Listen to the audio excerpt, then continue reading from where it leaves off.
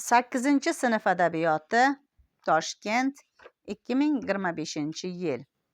Xayriddin Sultonov 1956-yilda tug'ilgan. Xayriddin Sultonov 1956-yili Toshkent viloyati Qibray tumani To'zel qishlog'ida tug'ilgan. Talabalik yillaridayoq badiiy ijod bilan jiddiy shug'ullangan yozuvchining Chol nomli dastlabki hikoyasi 20-asrning 70-yillarida Toshkent oqshomi gazetasida chop etilgan.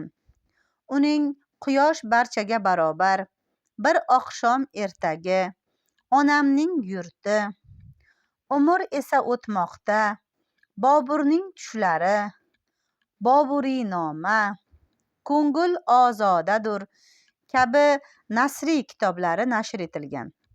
Tushlarimda ko'rib yig'layman, Yozning yolg'iz yodgori ssenariylari asosida badiiy filmlar suratga olingan. So'nggi yillarda ijodkorning Navoiy 30, Ishonch telefoni, Odamlardan tinglab hikoya, Osmonu falaklarda kitoblari nashr etildi. Adib ijodida hayotiy voqealar, muallif bevosita guvohi bo'lgan voqea hodisalar, yon atrofimizda yashayotgan tarixi va taqdiri bir-biriga o'xshamaydigan turli insonlarning xarakterlari, ruhiy kechinmalari, dardu armonlari o'ziga xos shaklda ifoda topgan. Xayriddin Sultonov Antuan de Saint-Exupéry, I. Nagibin va Shuxshin asarlarini o'zbek tiliga mahorat bilan tarjima qilgan. Saodat sohili, qissadan parcha.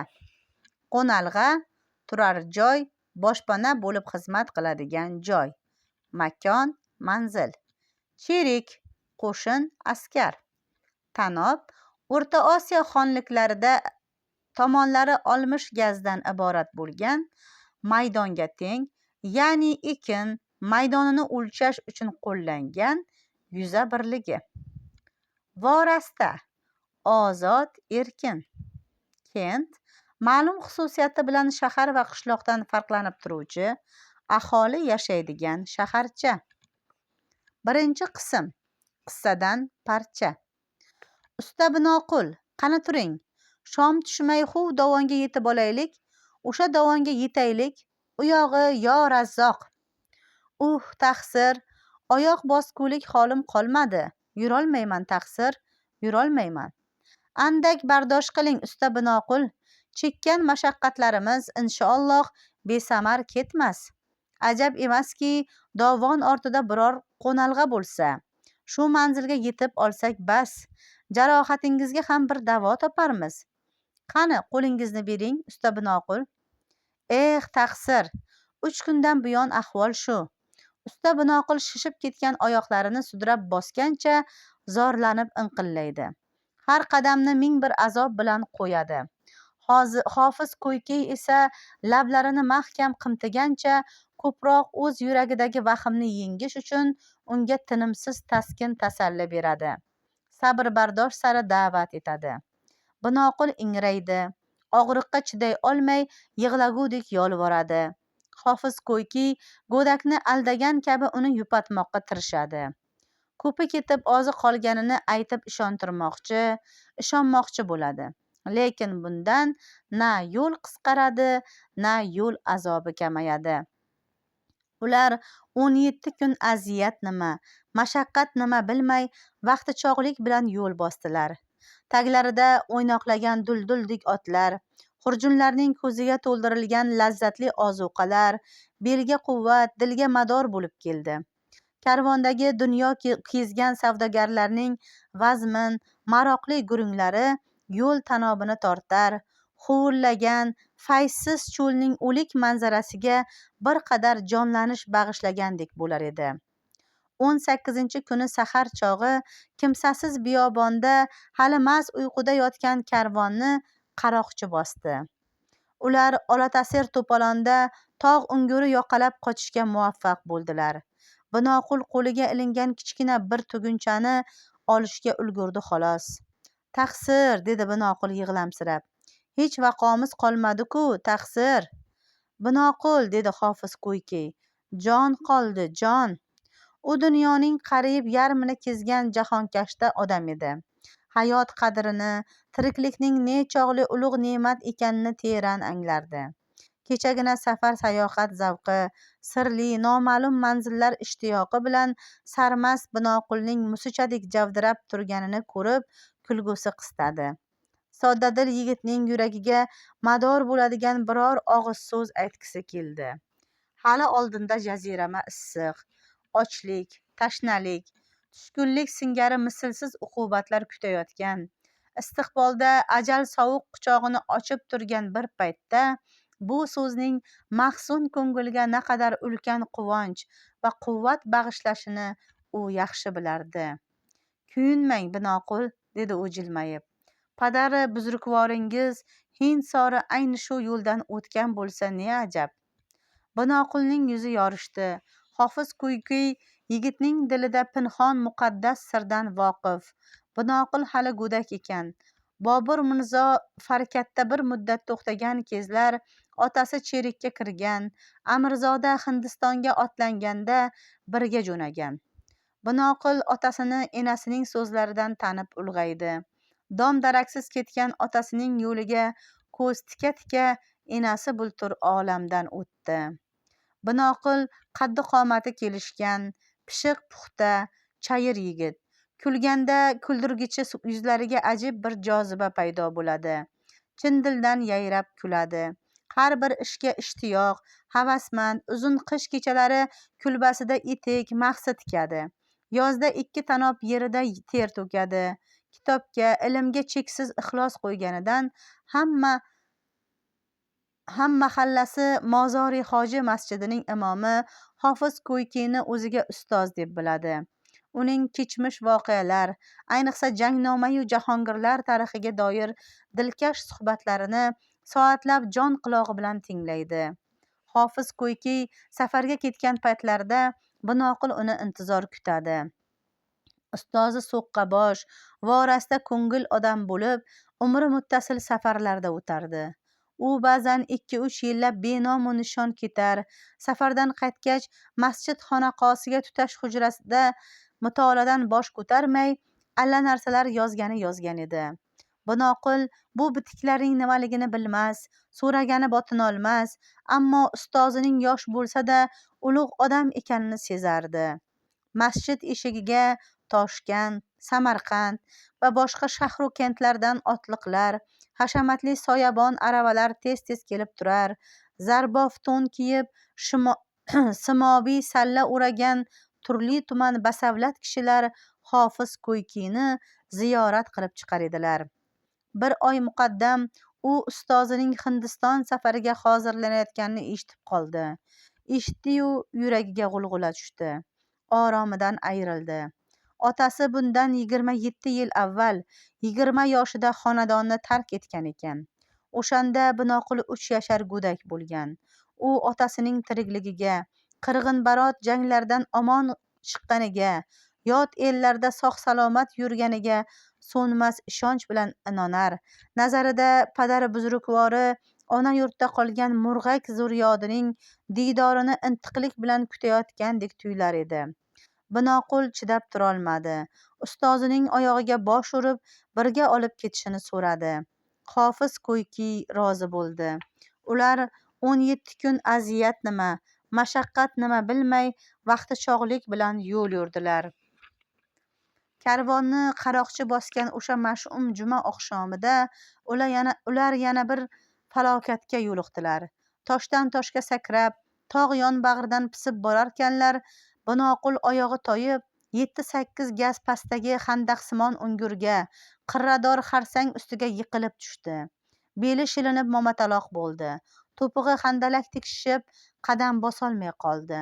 Hofiz Ko'yke yigitning belini, boldirini silab, chiqqan suyakni solgan bo'ldi. Biroq ertasi og'riq battar so'rayib, Binoqulning o'rnidan qo'zg'alishiga ham majoli kelmadi.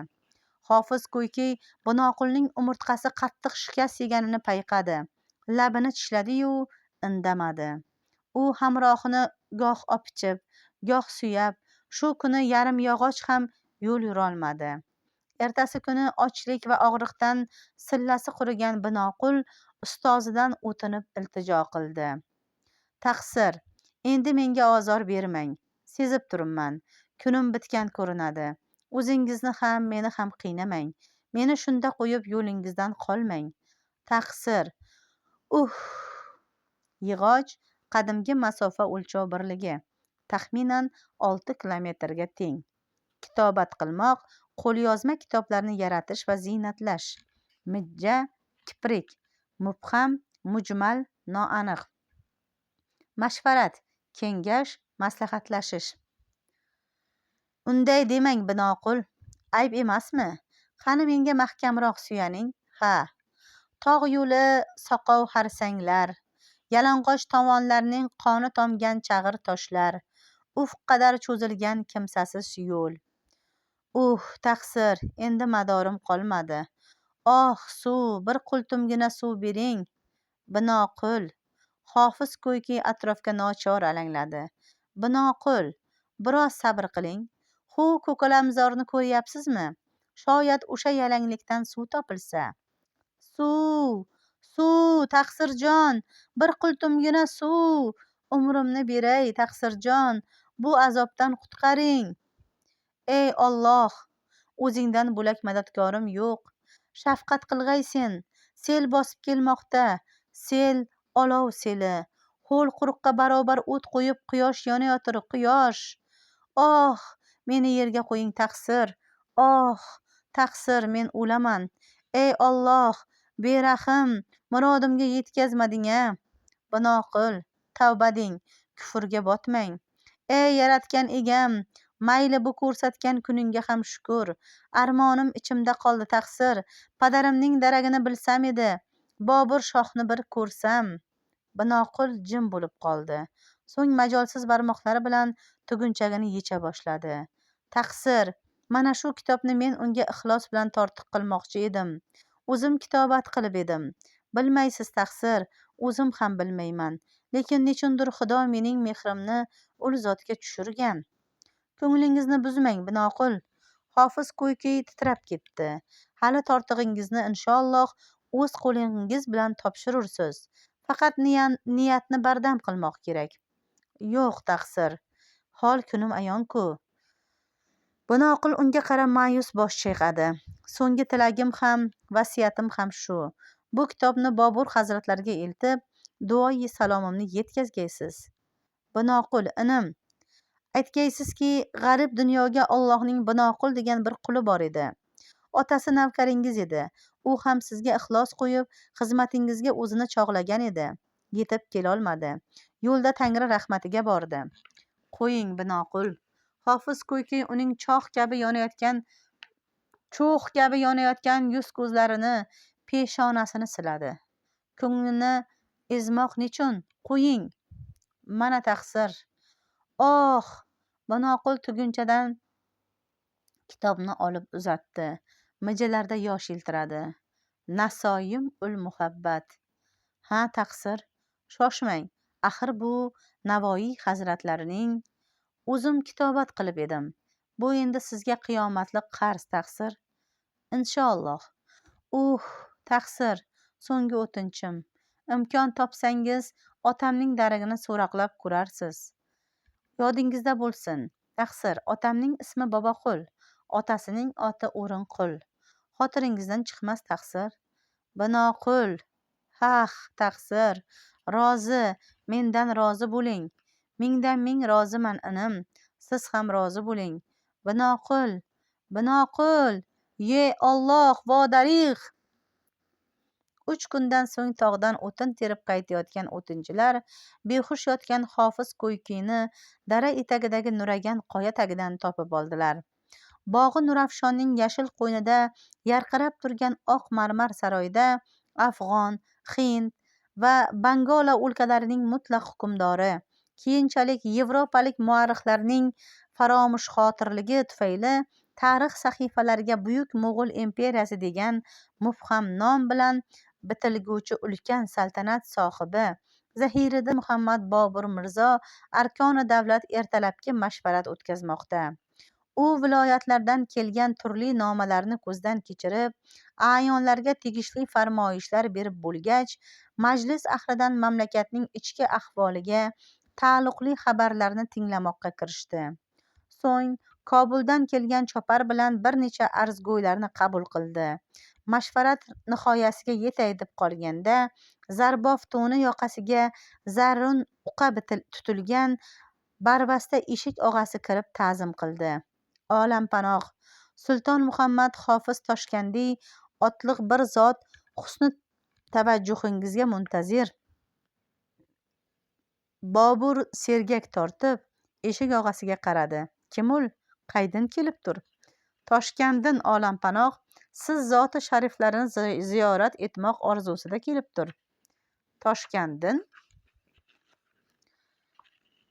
dam qisma, nafas qisishi, asma.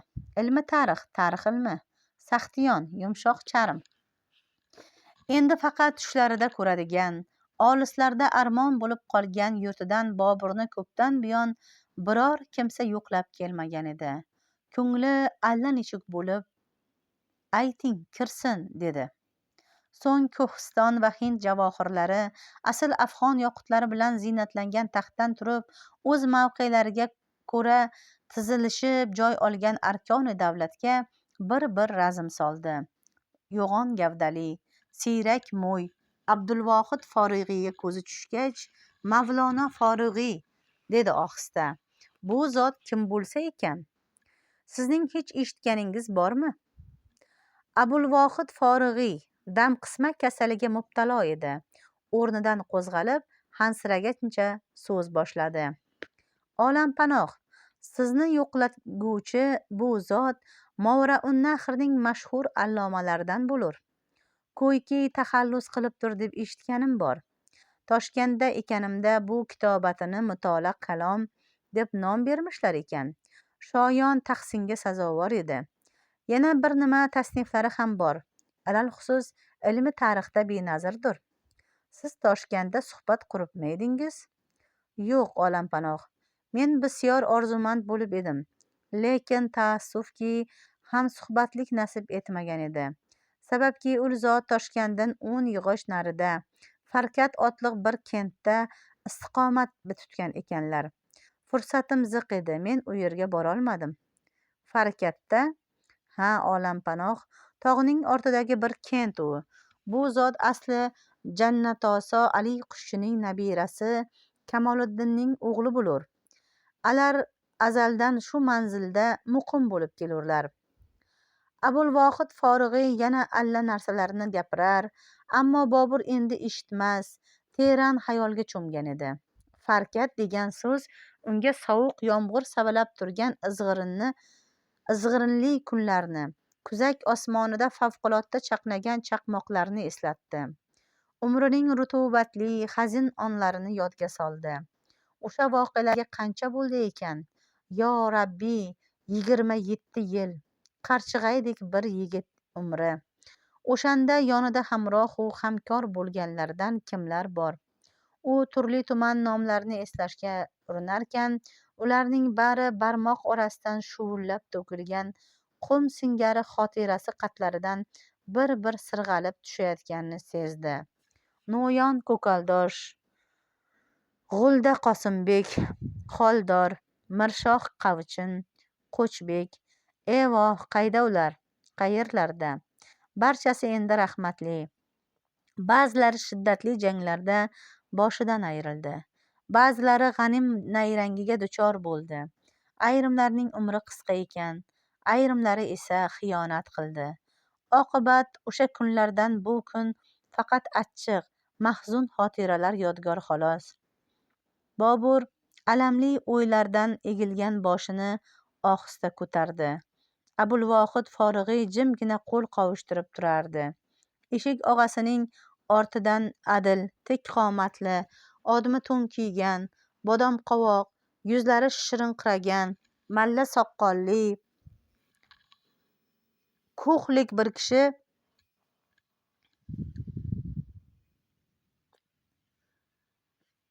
ichkariga kirib ta'zim qildi. 7 iqlimning shamsi anvori, zarofatli podshohimiz Zahiriddin Muhammad Bobur Mirzo Hazrati oliylariga duoyi ehtiromlarimiz bo'lg'ay. Assalomu alaykum olampanoh. Va alaykum assalom, xush kelibsiz, dedi Bobur iltifot bilan mehmonga joy ko'rsatarkan. Marhamat, o'ltiring. Ziyoratingiz Alloh dargohiga qabul bo'lsin. Qulluq olampanoh. Boburning ilmi hikmat ustodi Shayx Zayn Sadr Fotihaga qo'l ochdi. Ilohi omin. Olampanohimizning umrlari uzun, davlatlarini ziyoda qilsin. Jumlai mo'minning ko'ngillari shod, oxiratlari obod bo'lsin. Mashvarat ahli omin deya gururlab Fotihaga qo'shildi. Mening betakalluf tashrifim olampanohga g'alati tuyular, deya so'z boshladi Hofiz Ko'yki. Men bir Alloh quli, ishim yo'l yurmoq, dunyo kezmoq.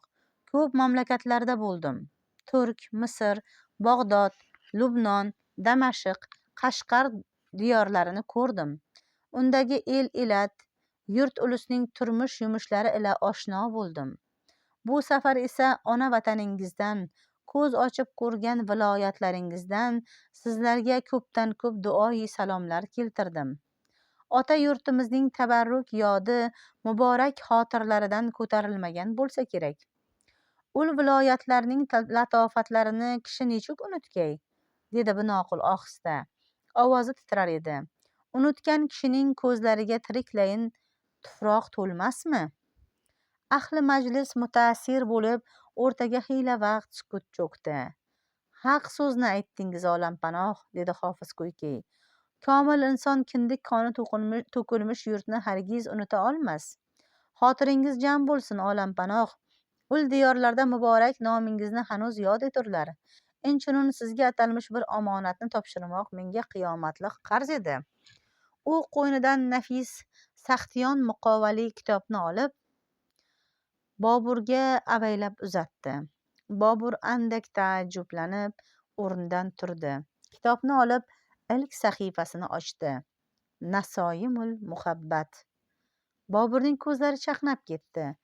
Mir Alisherbekning tabarruk bitiklari-ku. Ha, olampanoh. Nechog' go'zal san'at. Bobur kitobni zavq va ardoq bilan ko'zdan kechirardi. O'zingiz kitobat etdingizmi, Mavlono? Xatlari bu qadar ravshan, nafis. Yo'q, olampanoh. Men bilan birga Allohning g'arib bir quli ham diydoringizga orzumand bo'lib yo'lga otlanib edi. Ming bor taassufki yetib kelmoqlik nasib etmadi. Yo'lda shikast topib qazo qildi. Shul tortiqni sizga hadya etmoq umidida ixlos bilan kitobat qilgan ekan. Yetkazmoqni mendan o'tinib so'radi. Ey Allohi karim, kim ekan ul do'sti sodiq? Bobur Mirzo olimning bu so'zlaridan g'oyat ta'sirlangan edi. Olampanoh, u yigitning nomi Binoqul edi. Diyonat va idrokli bir muslim edi. Asli kosiblik qilardi. Kaminadan bir muncha xat savod o'rganib edi. Balki xotiringizda bordir. Otasi bir paytlar sherikingizga navkar bo'lib kirgan ekan. Boburning qoshlari chimirildi. Qay vaqt? Qayda? Bir muddat Farkatda muqim turgan ekansiz. O'sha kezlari chamasi. Ha, u kentda ko'p mardona yigitlar cherikka qo'shilib edi. Ismi kim bo'lsa ekan? Olampanoh. Hamrohim jon taslim qilayotib otasining ismini aytgan edi. Boboqul otliq bir odam ekan. Otasini O'rinqul der ekanlar. Ha, Boboqulmi? Bobur jonlanib bosh irg'adi. Nechun xotirimda bo'lmasin? Jasorati mumtoz navkarlarimizdan edi. Hamrohingiz shuning zurriyodi ekanmi? Ha, olampanoh. Olampanoh. U qazo etganmi? Yo'q. Bobur g'amgin bosh chayqadi. Biz Hindni olganda Boboqul ko'p mardliklar ko'rsatib edi. 3-4 yil chamasi o'tgach yurtiga qaytmoq bo'lib bizdan izn so'radi. Tilagini o'rinlatdik, biroq tonglasi Panipatda Ibrohim Lodi 100 ming qo'shin bilan bosh ko'tardi. Bizning navkar 10 mingning nari berisida edi. Bizni bundoq mushkul ahvolda qoldirgani ko'zi qiymadi chog'i Boboqul qanotimizga kirib Panipat sari yurdi. O'sha chopqinda boshidan zarb yeb, xayoli xiyla parishon bo'lib qoldi. Ne muolaja, dori-darmon bo'lsa barini qildirdik. Hech bir naf ko'rmadi. So'ng saroydan bir hujra berib, istiqomatidan xabardor bo'lib turadigan kishi tayin etdik. Yo'q, bunda turolmadi. Bir oqshom eshitdimki, chiqib ketgan emish. Endilikda ko'cha-ko'ylarda hamdu sano aytib yuradir, deb qulog'imga chalinadir. Shu kunlar yana agrada paydo bo'lgan emish, deya so'z qo'shdi poygakda o'tirgan Boburning xos mulozimi Yusufiy. Yaratgan egam yarlaqagan ekan seni, boyoqish binoqul, deb nadomat bilan ko'nglidan o'tkazdi Hofiz Kuyki. Xayr, mayli, Allohning irodasi, dedi Bobur suhbatga yakun yasagandek. Bizga ehtiromi shu qadar ustuvor ekan, endi bizdan-ku qaytmas, halloqi olamdan qaytsin. Mavlono Abul Baqo. Ko'rkam soqoli nuroniy mo'ysafid Shayxul Islom Mavlono Abul Baqo o'rnidan turdi. Labbay olampanoh, ertan juma namoziga fatvo beringkim, saltanatdagi barcha masjidlarda bandai mo'min binoqulning haqiga xatm bag'ishlansin. Biz ham inshaalloh g'oyibona sadoqati uchun arvohi pokiga 5 vaqt namoz uzra tilovat qilurmiz. Bosh ustiga olampanoh. Ayonlari kitobni navbatma-navbat hayrat va zavq bilan tomosha qilib bo'lgach, Abulvohid Forig'iy uni Boburga uzatdi. Nasoimul muhabbat. Bobur hamon kitobga termilib to'ymas edi. Muhabbat nasimi kelgan yurtga jon sadqa bo'lsin. Tangri rahmat qilsin, padariga tortgan ekanda. Boboqul ulug' yurakli yigit edi. Ikkinchi qism. Barqut, baxmal, yumshoq mayin, qimtinmoq, tortinib turmoq, iymanmoq. Hofiz Ko'ykiy 100 shamli muhtasham tilla qandillar yog'dusiga cho'mgan bo'm-bo'sh salomxonaga kirib borganda, Bobur to'rdagi kumush lahv ortigida barqut bolishlarga yonboshlagancha mutolaaga berilgan edi. U Hofiz Ko'ykiyni xush kayfiyat bilan qarshi oldi. Olim lavh ustidagi kitobga asta razm solarkan, o'zi topshirgan tortiqni tanidi. Bu favqulodda hadya tufayli Boburning dilida qo'zg'algan o'sha botiniy hayajon, o'sha o'tli taassurot hanuz so'nmagan edi. U do'stona jilmayib, sassiz bir harakat bilan mehmonga joy ko'rsatdi. So'ng yana Nasoimul muhabbatning ochiq turgan sahifasiga tikildi. Hofiz Ko'ykiy hanuz muntazir qo'l qovushtirib o'tirarkan, hamsuhbatining ulug'vor chehrasida lahza sayin tajassum topayotgan turfa hislarning oniy jilvalarini, fikrning tutqich bermas shiddatini zo'r diqqat bilan kuzatar, ulardan o'zicha ma'no topmoqqa tirishar edi. Alisherbek benazir zot erdi, dedi Bobur kitobdan bosh ko'tarib. Qiyiq ko'zlarida horg'in quvonch uchqunlari chaqnar edi. Har dafa o'qib hayrat qilamanki, turkiy tilda hech kim ash'orni ul hazratdek ko'p va xo'p aytgan emas. Yaxshi kitob, kishi ruhining jon ozig'i, dedi Hofiz Ko'ykiy uni quvvatlab. Har qanday kishining ham emas, deya birdan e'tiroz bildirdi Bobur. Albatta olampanoh, lekin yaxshi kitobni o'qigan kishiga ham yaxshilik sharofati yuqmog'i shubhasizdir. O'qiganda yuqmaydir, Mavlono. Bobur mirzoning qaysar qoshlari mardona chimirildi. Uqqanga yuqadir. Haq so'z olampanoh. Oraga og'ir jimlik cho'kdi. Olampanoh. Hofiz Ko'ykiy shohga qimtinibgina murojaat qildi. Mening qutlug' huzuringizga kelmoqdan maqsadim avvalo siz zoti shariflarni ziyorat etmoq bo'lsa, so'ng shuhrati 7 iqlimga mashhur allomalaringiz bilan tanishmoq, kutubxonangizdagi noyob durdonalardan bahramand bo'lmoqlik umidi hamdir. Kamina qulingiz ne vaqtlardan buyon ilmi tarixga doir bir risolat bitmay orzusida yuradirmen. Kutubxonangizda tilloga topilmas mo'tabar kitoblar bisyor deb eshitaman. Agar zoti muboraklari ijozat etsalar. Boburning chehrasida taajjub ifodasi qalqidi. Mavlono Abulvohid Forig'iy sizni ko'p ulug' alloma deb ta'riflab edi. Taassuf. Hofiz Ko'ykiy kutilmagan bu gapdan gangidi. Kalovlanib boshini ko'tardi. Olampanoh, niyatingiz xolis ekaniga shubha yo'q, Mavlono. Biroq Bobur suhbatdoshini ayagandek bir zum taraddudlanib qoldi. Biroq ilm ko'yida o'zlarini bozordan olib bozorga solguvchi allomalarning allomaliklari menga har vaqt kulgili va qalbaki tuyulur.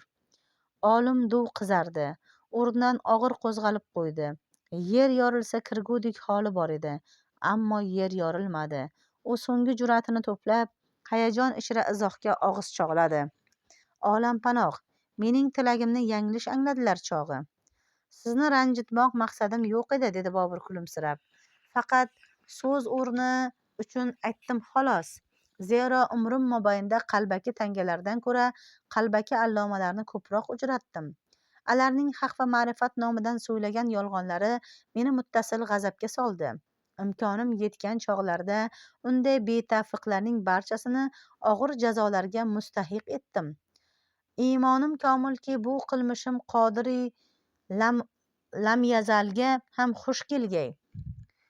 Bobur tovushining allanechuk keskin pardalarda yangrab ketganini sezdi shekilli, xiyol tin olib, vazmin ohangda so'zlay boshladi.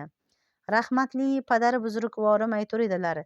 Jannat makon Imom Muhammad G'azzoliy hazratlari Bag'dod madrasasida tahsilni tugallab, karvon bilan o'z yurtlariga qaytar ekanlar. Yo'lda karvonni qaroqchi bosibdir. Qaroqchilar savdogarlarning mol mulklarini tortib olibdilar. Hazrati imom qaroqchi boshiga ro'baru bo'lib arz etibdilar. Men bir tolibi ilmman. Na oltin, na kumushim bor. Bor but shudim 2 sandiq kitob berdi. Odamlaring tortib oldilar. Ey marhamatli sardor, amr etkim kitoblarimni qaytarib bersinlar.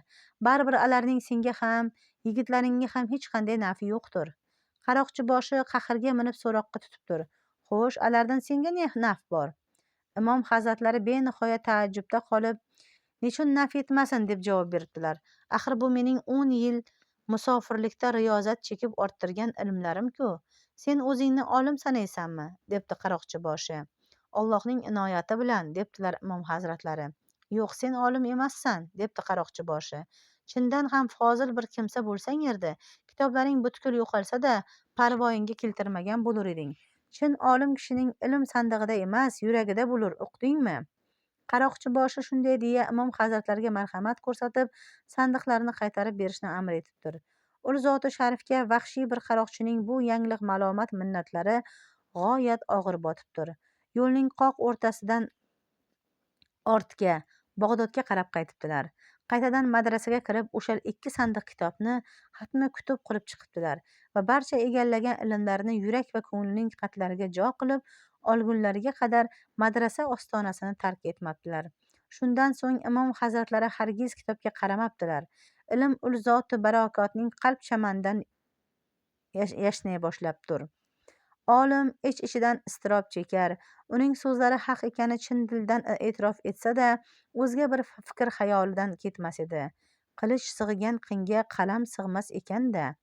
Yuragining tubidan e'tiroz g'alayoni toshib kelsa hamki, boshini quyi solib, tasdiq alomati bilan cheklanmoqqa tirishdi. Ko'p ibratomiz rivoyat ekan olampanoh. Bobur shahodat barmog'i bilan kumush lahvihni asta chertgancha hamon savolomuz tikilib turardi. Xo'sh, Mavlono, olampanoh. Hofiz Ko'ykiyning manglayidagi chiziqlar yanada chuqur tortdi. Mulohaza yuki yelkalaridan harsangtosh bo'lib bosdi. Andisha tig'i tiliga ko'ndalang keldi. Qiynaldi. Ammo baribir chiday olmadi. Shakkok qo'lingizni ma'zur tuting, olampanoh. Biroq taassufki, sizni ham ko'p donishparvar zot, ilm ma'rifatning chin homiysi deb ta'riflab edilar. Olimning ko'ksini to'ldirgan bezovta og'riq birdan tindi. So'ng o'rtada cho'mgan qaltis sukunat ichra butun vujudini larzaga solib gursillayotgan yuragining dukuri yaqqol eshitila boshladi. Va banogoh darg'azab farmon o'rniga momaqaldiroq qahqaha yangradi. Hofiz Ko'yko'y quloqlariga ishonmay boshini bazur ko'tardi-yu, ko'zlariga ham ishonmay qoldi. Shohning yuzida tabassum balqirdi. Borakalla Mavlono, dedi Bobur ko'zlariga qalqqan yosh tomchilarini artib. Dovyurak kimsa ekansiz. Asli bu istehzolarni sizni bir sinab ko'rmoq yo'lida aytib edik. E'tiqodingiz sha'ni uchun, aning pokligi uchun bizning na savlatimizni, na davlatimizni istihola etdingiz. Bilsangiz, shu chog'ga qadar kamdan kam odam bizning bu yo'sin da'volarimizga e'tiroz etgan. Aksincha, bunday damlar aksariyat kishi yo'q gunohlarga ham iqror bo'lib, tavba tazarruga zo'r beradur. Tasanno jur'atingizga, Mavlono. Chin fozil inson asli shunday bo'lmog'i lozim. Zero odamzod iymonining barqarorligi avvalo uning nechog' mard va haqgo'y ekani bilan o'lchanur. Bizni qora tortib shundoq joylardan zahmat chekib kelibsiz, nainki muruvvatimizni dariq tutsak. Hofiz ko'yki borlig'i hayajondan titrab qulluq qildi. Bizning huzurimizga ne muhtaram zotlar ganju davlat tilab, rutbayu unvon tilab qadam ranjida qildilar, deya so'zida davom etdi Bobur. Lekin shu vaqtgacha kitob izlab, ma'rifat istab kelgan kimsani ko'rganimiz yo'q edi. Shukr Tangriga kim alhol inoyat aylab, zoriqib ko'z tutgan kishimizning diydoriga yetishtirdi. Toshkentdan qachon chiqib edingiz? El ulus raiyatning kayfiyati nechuk? Bobur kutilmaganda suhbat mavzusini o'zgartirdi. Falokatda istiqomat qilurmi edingiz? Ha, olampanoh. Samarqanddan quvilib, Andijondan ayrilgan sargardon kunlarim ul manzilda bir muddat turur edim, deya Bobur xayolchan so'zlarkan, tuyqusdan tovushi hayratomuz ohang kasb etdi. Yodimda, bir oqshom 116 ga kirgan kampirning kulbasida yomg'irdan jon saqlab edim. Ko'p umr topgan tabarruk kampir edi. Bir og'asi Sohibqiron Temur zamonasida cherikka qo'shilgan ekan. Muttasil shuni so'ylar edi. Og'asini Hindistonda o'lgan deb edi. Manglayimga bitmish g'aroyib savdoni ko'ringkim, bu kun o'shal ko'hna kampirning tilidan tushmagan 7 yot yurtda o'ltirib, uni eslayotirman. Ha, siz bunga qay yo'l bilan keldingiz? Xo'rmuzdanmi? Yo'q, olampanoh. Oloy va Qarategindan oshib, Maschoh kentiga o'tdik. Andin obigarim yoqalab, Hisor vodiysiga tushdik. Bobur sergak tortdi. Maschoh? G'alat. Yo'qsa Obiburdondan ham o'tgan chiqarsiz. Ha, olampanoh. Yo qudratingdan, deya xitob qildi Bobur. Axir bir paytlar Kobul sari otlanganda xuddi shundoq yo'l tutmish edik. Siz esa bu kun go'yo bilgandek ortimizdan izma-iz yurib kelibsiz. Vo ajab! Obiburdondan oshgan chog'imiz bir chashma labida to'xtab edik. Shu chashma yoqasida bir toshga bayt ham yozdirib edim. Banogoh ko'zingiz tushgani yo'qmi? Olim afsuslanib bosh chayqadi. Hech, olampanoh, ne bayt edi o'zi? Hanuz xotirimdan o'chgan emas, dedi Bobur. Jon fizo baytlar edi. Shunidamki, Jamshidi Farrux sirisht, ba sarchashmai bar sani nafisht, bar in chashma chun mo basi dam zadand, bi raftand chun chashim bardam zadand.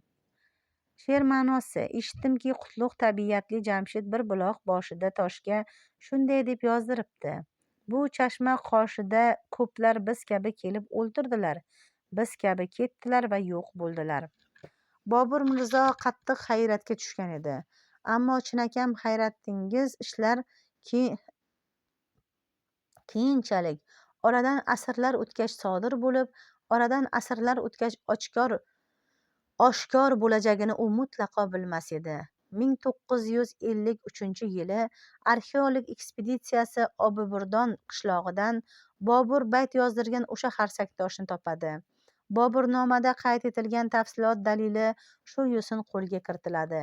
Lekin eng hayratlanarli nuqta shundaki, qissamiz qahramonidan 3 asr muqaddam yashab o'tgan shoirlar shohi Shayx Muslihiddin Sa'diyning jonbasta kalomidan vujudga kelgan va xushnavoz shoir Mirzo Bobur ko'ngligagina emas, balki cho'ng xarsangga ham naqsh ettirib, abadiyat bag'ishlashga intilgan bu baytlar oradan 3 asr o'tgach, yana bir buyuk otashnafas shoir, rus she'riyatining quyoshi Aleksandr Pushkinning ham yuragiga titratma soladi.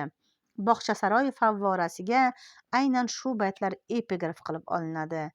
bir biriga g'oyibona talpingan buyuk qalblar ana shunday g'oyibona diydor ko'rishadilar. Bir biridan asrlar osha, millatlar, til va mazhablar osha ayri yashagan uch daho shoirning so'nmas nafasi bu baytlarning mo'jizakor qudrati tufayli shu tariqa ulug'vor sir, tengsiz sehr kasb etadi. Vaqtning qattol, beshafqat yillari turfa zamonlar qa'riga sovurgan ularning jismu joni she'riyat diyorining boqiy bag'rida yagona vatan topadi. Bu hayot chashmasi qoshiga biz kabi juda ko'p kishilar keldilar. Tiriklik nashasiga g'arq bo'lib o'ltirdilar. So'ng bir abadiy yo'qlik sari ketdilar. Bu kun chashma labida biz zavqu safoga to'lib o'ltiribmiz. Bizdan avval o'tganlarning barchasi ketdi. Bizdan keyin kelguvchilarning ham barchasi ketajak. Bizning ham azaliy qismatimiz shu. Hammamiz keturmiz, istisnosiz. Bu chashma qoshida na jismimiz, na ruhimiz sobit qolur. Faqat qachondir qaydadir o'rtangan yurakning o'rtangan tili bilan bir haq so'z ayta olgan bo'lsak, yolg'iz shu so'zgina zamonlar suvroniga bo'y bermay, asrlar osha, millatlar, til va mazhablar osha haqqa tashna, o'rtangan bir yurakka yetib bormog'i ehtimol. Qayda u, o'sha o'lmas so'z? Istihno, muhtoj bo'lmaslik, ehtiyoj sezmaslik. Bog'i Nurafshon, yer yuzining jannati, sirli farog'at va shukuhga to'lib shovullaydi. Hofiz Kuyki bu dilkash maskanga birinchi kundanoq qizg'in mehr qo'ydi. U kun bo'yi goh kutubxonada, goh hujrasida mutolaadan bosh ko'tarmay o'tiradi. Oqshom tushib qosh qoraya boshlagach, adoqsiz bog' sahnida xayolkash kezib, horg'inlikni butkul unutadi. Shunday oqshomlarning birida u Bobur Mirzoga duch kelib qoldi. Bog' etagida azim shamshod va dafna daraxtlari orasida qad ko'targan muazzam toqiy ravoqda Bobur yolg'iz o'tirar edi. Umrining so'nggi yillarida u saroydagi xushchaqchaq so'ron bilan to'la bazm-u tomoshalardan sovigan, jon olguvchi hind raqqosalarining sitamkor ishvalari ham, bulbulgiyo shoirlarning shon shuhrat ko'yida o'rtanib aytguvchi dilrabo baytlari ham endi ko'ngliga zavq bag'ishlamas edi. U ko'p vaqtni ko'zdan yiroq, xilvat shu toqi ravoqda tanho o'tkazar. Ahyon hushi kelgan chog'lardagina Yusufiyni chaqirib, chog'ir buyurar edi. Bunday paytlarda bog' Nurafshonga teran sukunat cho'kar. Olampanohning dardmand, miskin kayfiyatini sezgan saroy ahli, mulozimlar un chiqarmaslikka tirishar edilar. Hofiz Kuyki Boburni qattiq xayol og'ushida ko'rib, sekin iziga qaytmoqchi bo'ldi. U qizg'ish qum sepilgan yo'lkadan mo'jaz xiyobonga burilganida ortidan Boburning Mavlono marhamat qilg'aylar degan sarxush ovozi eshitildi. Toqi ravoqda qizil sandal og'ochidan ishlangan pastak xontaxta ustidagi oltin barkashda munaqqash ko'zachalar, nafis chinni piyolalar tizilib turar edi. Hofiz Kuyki ohista ta'zim qilib poygakka tiz cho'kdi. Istirohatmi? Bobur ko'zlarini qisgancha kulimsirab unga qaradi. Ha, Olampanoh, bu kun oqshom g'oyat latif. Ha, Bobur bosh irg'adi. Latif. Xiyla vaqt so'zsiz, sadosiz qoldilar. Quyosh tog' ortida, bog' ortida jimirlab oqayotgan jamna suvga zar kokillarini yuvmoqda edi. Nihoyat Bobur intihosizlik tuyulgan jimlikni buzib, o'shning oqshomlari ham ko'p so'lim, tarovatli bo'lur, dedi. Hofiz Kuyki bosh irg'ab qo'ydi. Bu olamda men kezmagan yurt kam qoldi, deb davom etdi Bobur o'ychan ohangda.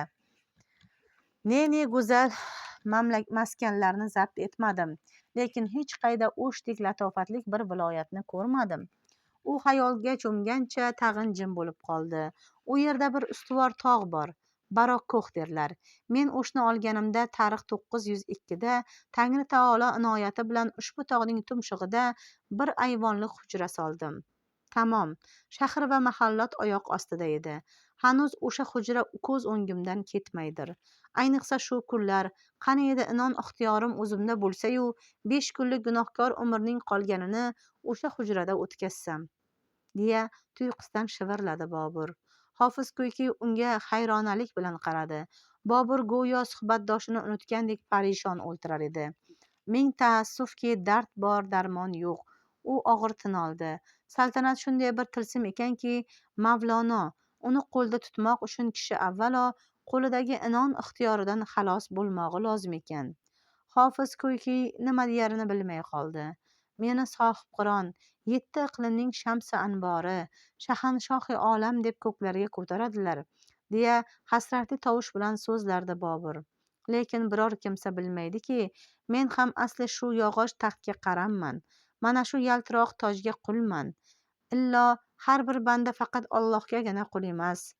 Olim birdan qizarindi. Axir u ham Boburni necha dafa takror va takror ayni o'sha so'zlar bilan madh etmaganmidi? Lekin azal abad shunday bo'lgach, unda ne ixtiyor? Chindan-da mushkul muammo bu. Axir hukmdorni inson insonni ataganidek birodar yoxud og'a yoxud ini deb atab bo'lmasa. Demak, bu so'zlarni u har safar botiniy istehzo va ijirg'anish bilan tinglar ekanda. Hofiz ko'yki hindlar Boburga qalandar shoh deya nom berganliklari bejiz emasligini dafatan angladi. U yurtlar endi bizga harom. Bobur qo'lidagi piyoladan paydarpay bodasib qarardi. Olmaning sarxilini qurt yermish. Yurt buzg'uvchi badfel boyqush shohlarga qoldi u viloyatlar. Alarning aqli boshidagi tojidan hargiz tashqarida chiqmag'ay. Yo'qsa birining etini biri yeb, yurtini g'animga berarmidi? Olimning vujudiga simobdek titroq yugurdi. Alarning aqli boshidagi tojidan hargiz tashqariga chiqmag'ay. Boburning sarmast ammo ma'nodor so'zlari uning yuragida ilhom o'tini yoqdi va shu bir jumla ne vaqtdan buyon to'xtab yotgan asariga najotbaxsh ko'prik bo'lib tushuvi muqarrar edi. U olampanohdan tezroq ijozat olib qo'zg'alish istagida o'rtana boshladi. Yana sukunat cho'kdi. Hofiz ko'yki na bu osoyishta dilbar sukunatni, na o'yga tolgan Boburning xayolini buzishga jur'at etardi. Mavlono, Bobur tuyqusdan unga o'girildi. Siz ko'p mushkulotlarni boshdan kechirgan sohibi aqlsiz. Men sizdan yana bir so'roq so'rasam maylimi? Bosh ustiga. Olimning birdan tili tutildi. So'ng jur'atsizgina bosh ustiga olampanoh dedi. Mana siz, yo'q, Allohning har bandasi goh xud, goh bexud tushlar ko'rur. Tushda kishiga ko'p biliksiz narsalar ayon bo'lg'usidir. Shunday emasmi, Mavlono? Ammo mening ne vaqtlarkim men muttasil bir tush ko'rib, mazmunini anglamoqdan ojizman. Tunlar ba'zan yakkash bir yo'sin manzara namoyon bo'lur. O'sha farkatda ko'rganim toshqin soy hududsiz bir dengiz kabi ayqirib yotadi. Suv betini yupqa muz bosgan, qo'limda aso, muz uzra shitob ila qaydadir yelib boraman. Har qadam qo'yganimda oyog'im ostida muz qirs-qirs ushalar. Muz har qisirlaganda yuragim qalqib ketar. Na dengizning poyoni bor, na yo'limning. Vahim ichra qaro terga botib, tentib yuraman. Sahar chog'i hushim boshimdan uchib, ne vaqt hayronu parishon o'ltiraman. So'ng arkoni davlat munajjimlardan ta'bir so'rayman. Olampanoh, muborak nazaringiz tushgan ul kanora inshaalloh saodat sohili bo'lur deydir. Kanora sohil qirg'oq. Mag'ribdan shamol turdi. Gullarning boshi egildi. Quyoshning so'nggi jilvasi toqa-ravoqning gulgun naqshlarini yallig'lantirdi. Saodat sohili. Bobur yoniq bir xo'rsinish bilan xitob qildi. Qayda u? Qay baxtiyor kimsa unga yetibdir? Hofiz ko'yki hanuz somiya bo'lib o'tirarkan, lablari beixtiyor shivirladi. Darhaqiqat, qayda u?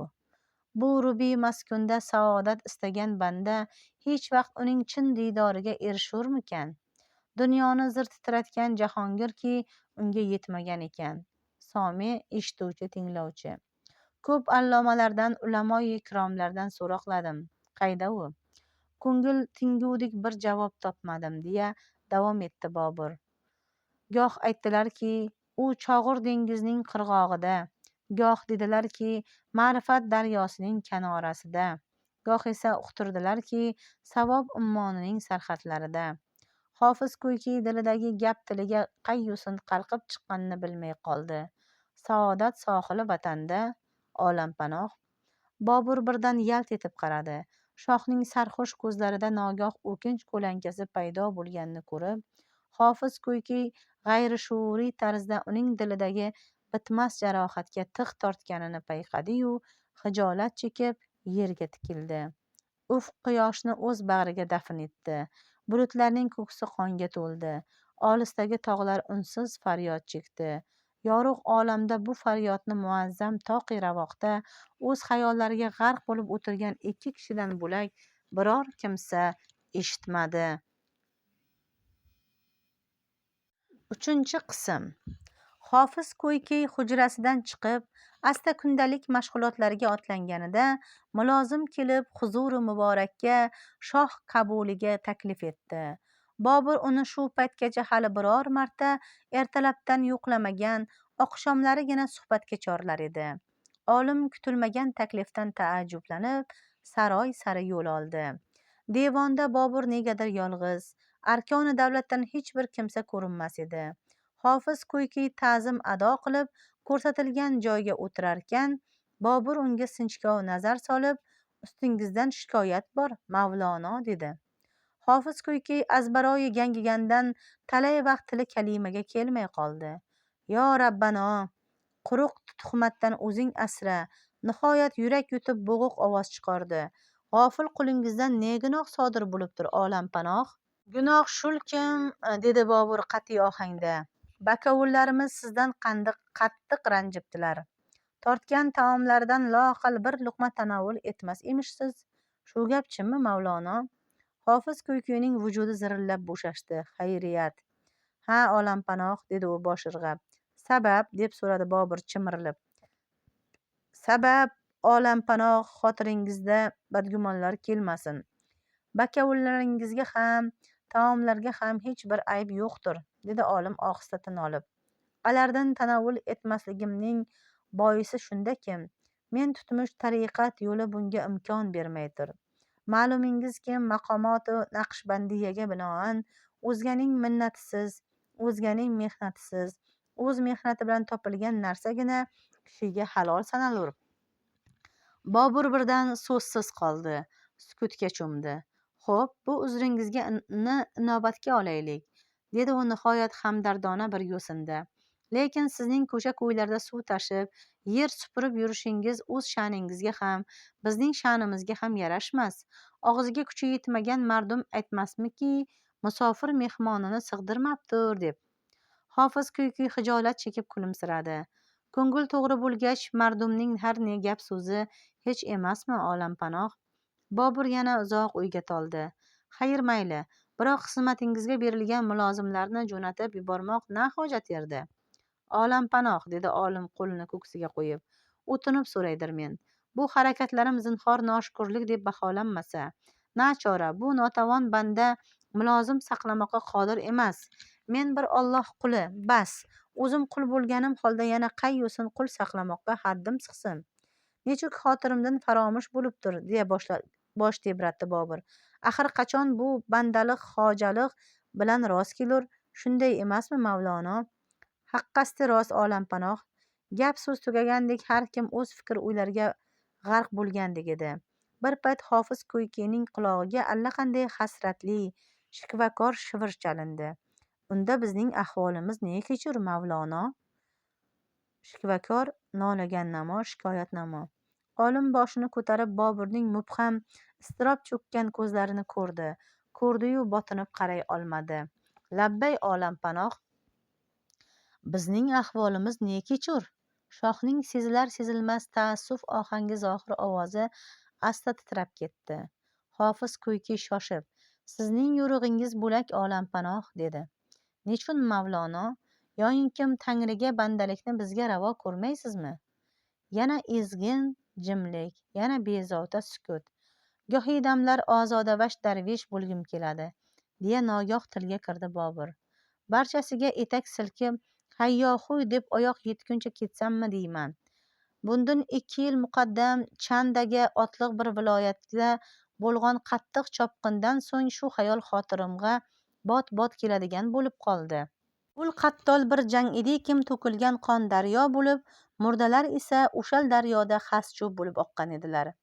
Tangri bizga yana bir bor inoyat qilib, qo'limiz baland kelgan edi. Chopqindan so'ng barcha beklar bazmga yig'ilib, zafar nash'asidan to'lib toshib so'yladilar.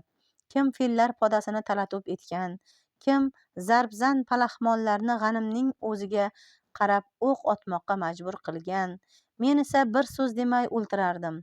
Parishon, aftodahol, ko'z o'ngimda sodir bo'lmish qo'rqinch bir jasorat aqlu hushdan tamom ayirgan edi. Juvong'or qurshovida qolgan qala devori ostida hindi askarlarini navkarlarimiz zarbidan bir qirilib bitdilar. Axiyri 15 nafar yov askari muqarrar bandlik xavfida qoldi. Shu choq alardan biri ag'darilib yotgan aroba uzra chiqib, qilich yalang'ochladi. Boshqa 14 nafari bir kelib qilich tig'iga boshlarini tutib berdilar. Nihoyat qilich tutgan navkar qo'ynidan dudama xanjar chiqarib, o'z ko'ksiga sanchdi. Alarning jasoratiga sidqidildan tong qoldim va so'ngroq gunohkor dilimga sitam kirdi. Hofiz ko'yki qarshisida ko'ngil yorib istig'for keltirayotgan mustarib bu kimsaga ich-ichidan Allohdan shafqat va muruvvat tilar edi. Palaxmon toshatar qurol, juvong'or qo'shinning so'l chap qanoti, mustarib iztirob chekuvchi. Angladimki, bu o'lkada alarning yolg'iz jismlarini bo'ysundira olur ekanman. Ruhlarini itoat ettirmakka hargiz qudratim yetmas ekan. Va yana angladimki, alar o'z yurtlaridan tiriklayin judo bo'lmoqdan ko'ra o'limni afzal ko'rdilar. Men esa ne yuz qaroliq kim o'zga yurtni o'z yurtimdan afzal bildim. Boburning miskin kayfiyati olimga ham yuqdi. To'satdan olis tog' etagidagi qishlog'ini, kitoblarga to'la hujrasini benihoya sog'inganini his etdi. Hoziroq yo'lga otlangisi keldi. Qaytkim keladir Mavlono, dedi Bobur to'liqib. Ammo imkon qayda? Siz bilan ko'rishganimdan buyon g'arib bir xayol tunu kun tinim bermaydir. Ul viloyatlarni endi zo'ru zarb bilan ola bilmasmen. Xayr olayin ham, lekin dastimdan shuncha sitam ko'rgan ona yurtimga yana sitam o'tkazamanmi? Yo'q, balki o'zga chora izlab ko'rmoq darkordir. Rozimen. Kindik qonim to'kilmish yurtga shohlik minnatdan xalos bo'lib, qalandar libosida qaytay. Hofiz ko'yki ertalabdan buyon kutubxonada mutolaa bilan mashg'ul edi. U ne vaqtlarki bir kitobni izlab yurar, uni Tehronda ham, Istanbulda ham, Qohirada ham axtarib topolmagan edi. Boburning kutubxonasidagi dunyoning jamiki tafakkur xazinalaridan keltirilgan qimmatbaho qo'lyozmalar orasida bu nodir asarning nafis nastaliq xat bilan ko'chirilgan nusxasini ko'rib, shohlik tekkan gadodek quvonib ketdi. Bu Muhammad ibn Inomning Tarixiy Turkiston asari edi. Olim kitobni zo'r ishtiyoq bilan mutolaa qildi. Son-sanoqsiz istilo va bosqinlar, mislsiz kulfatlarda toptalib, vayrona kultepalar uzra qaqnus singari qayta mag'rur qad tiklagan, asrlar bo'yi kimsaga bo'yin egmagan ona xalqi, ona yurtining shonli tarixi qalbiga larza soldi. Shu ajoyib asar yuragida qo'zg'agan hayrat va hayajon to'lqinlari tinmasdan turib, uni ona tiliga o'girmoqqa kirishdi. Shu tariqa bor olamni unutib o'tirarkan, kitobdor kelib yelkasiga ohista kaftini qo'ydi. Ma'zur tutgaysiz, Mavlono, sizni yo'qlab kelmishlar. Hofiz ko'yki ostonada xomush turgan Yusufiyni ko'rib shosha-pisha o'rnidan qo'zg'aldi. Ne gap? Olampanoh sizni ko'rmoq tilaydilar, dedi Yusufiy g'amgin tovush bilan. Tinchlikmi? Hofiz ko'ykining ko'nglida bezovta bir hadik paydo bo'ldi. Ne gap? Yusufiy yerdan ko'z uzmay jimgina borar edi. Qorong'ilik qo'ynida hayhotdek bo'lib turgan bog'i Nurafshonga burilib, saroyning oq marmar zinalaridan ko'tarilayotganda parishon ohangda shivirladi. Olam panoh betob, og'ir yotibdilar. To'rdagi xosxonada 5-10 chog'li odam to'plangan, hamma tashvishmand qiyofada shivirlashib so'zlashadilar. Hofiz ko'yki yuragi uvushib ichkariga qadam qo'yarkan, ostonada ko'zlari qizargan, chehrasi parishon Humoyunga duch keldi. Chetlanib yo'l berarkan, yengil ta'zim bilan so'radi. Qiblagohingizning sihatlari nechuk? Humoyun g'amli ko'zlarini yerga tikdi.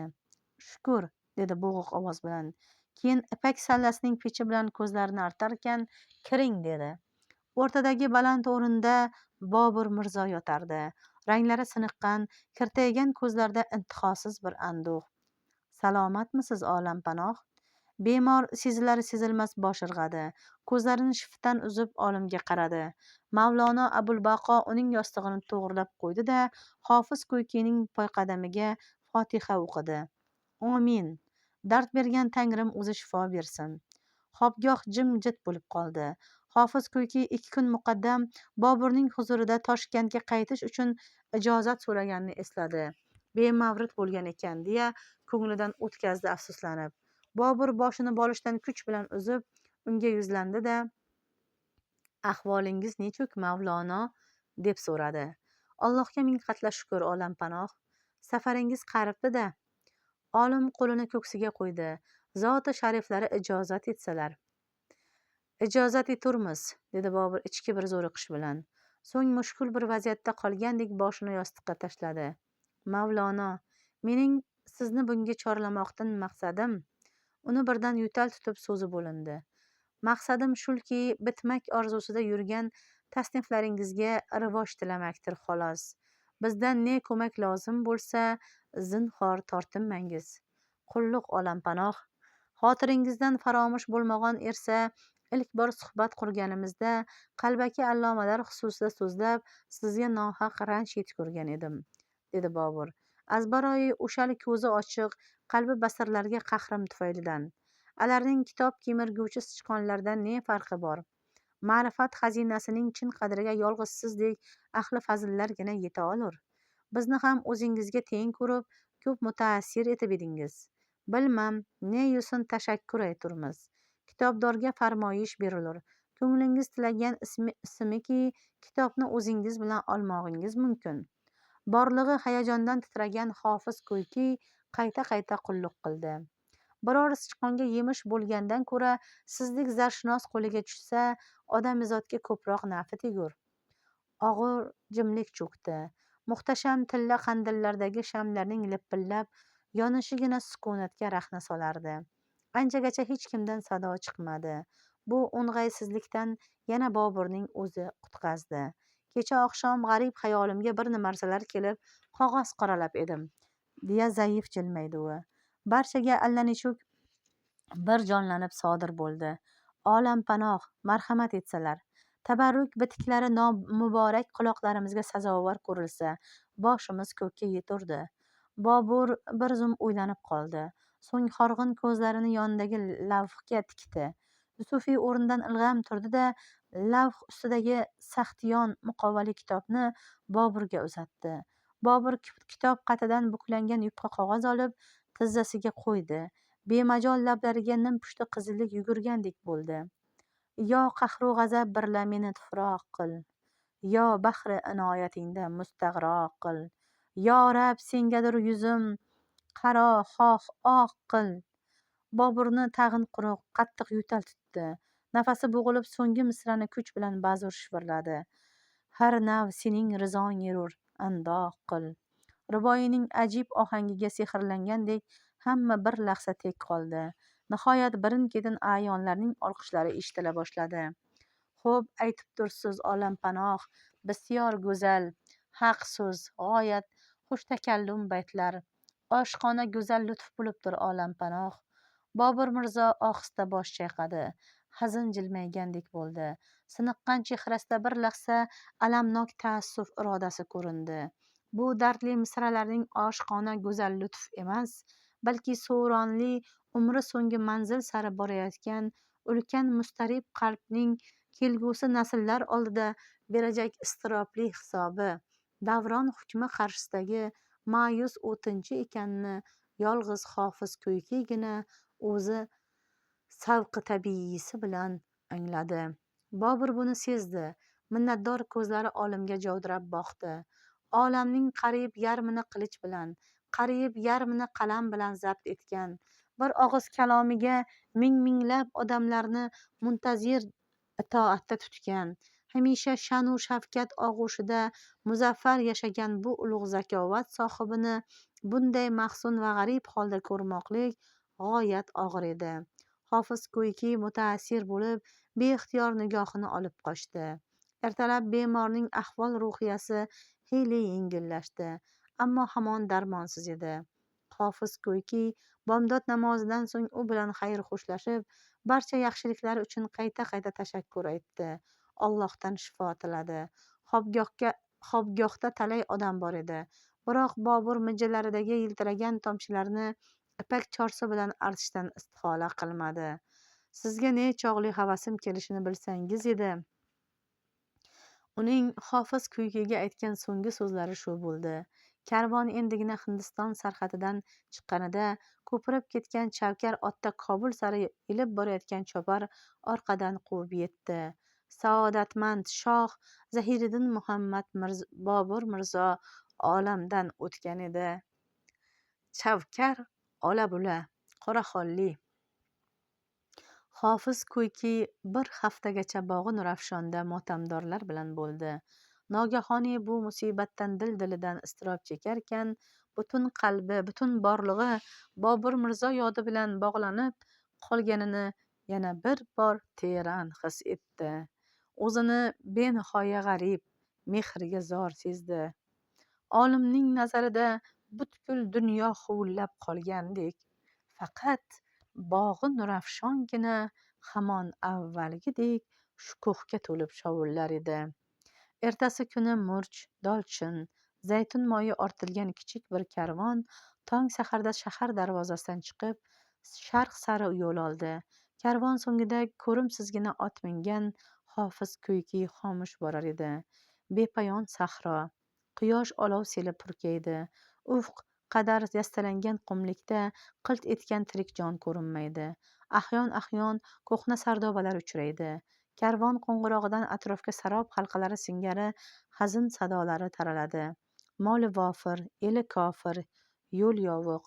Bu mungli sadolar og'ushida horg'in ko'zlarini yumgancha tebranib borayotgan Hofiz Ko'yki mahzun shodumonlik bilan ohista shivirlaydi.